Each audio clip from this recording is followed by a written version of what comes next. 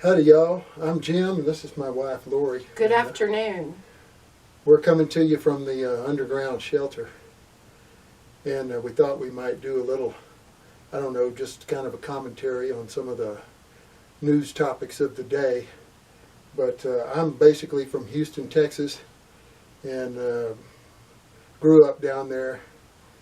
Went in the Army at 17 and got out at about 20, and then went to college up at Texas A&M, which is kind of central Texas, if any of you know about that place. But anyway, I pretty much worked at the university there in the facilities, utilities area.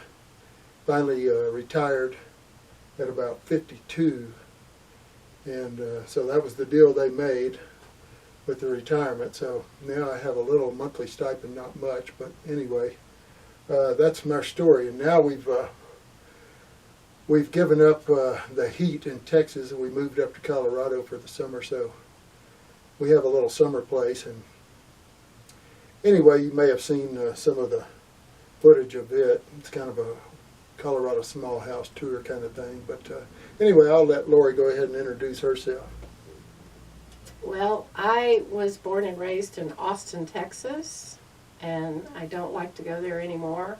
It's overgrown, it's trashed out, too many crazies, too much traffic. A lot of traffic there. But I grew up there, and I was in the travel business, airline business for many years.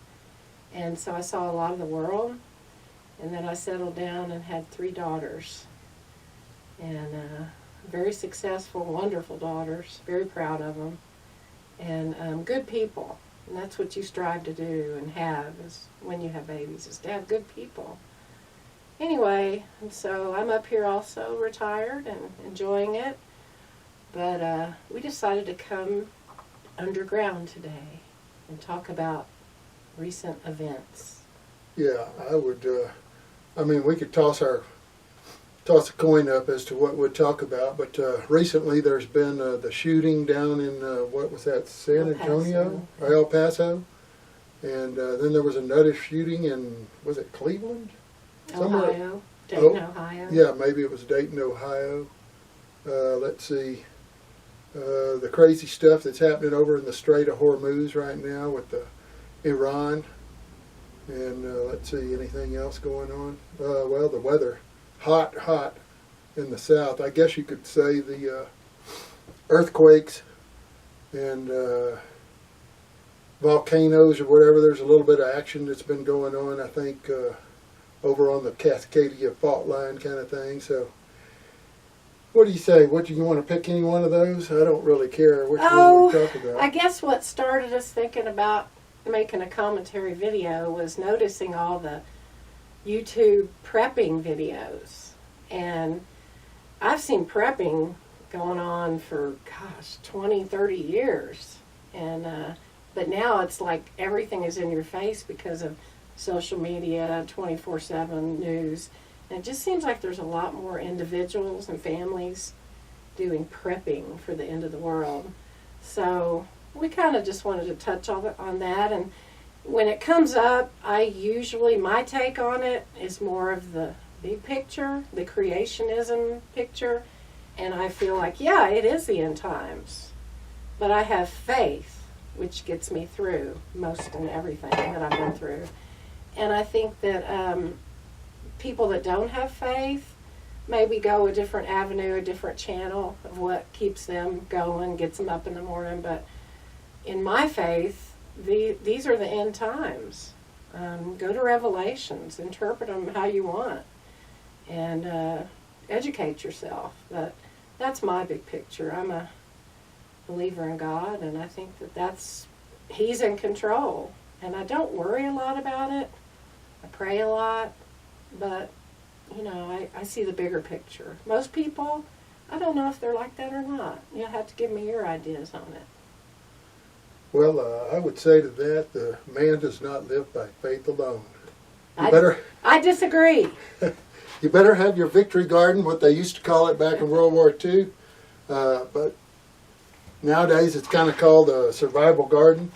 And we do have a little garden, and it's just started now producing. But if you think for a minute that you could survive just on a garden, first it takes, I don't know, at least close to 8 weeks, 2 months from the time you put a little plant in the ground to the time you're actually going to harvest your first cucumber, which is not going to do a whole lot for you. But when the tomatoes start coming on and the squash and the various other things that you might have in your garden, well, it can make a difference.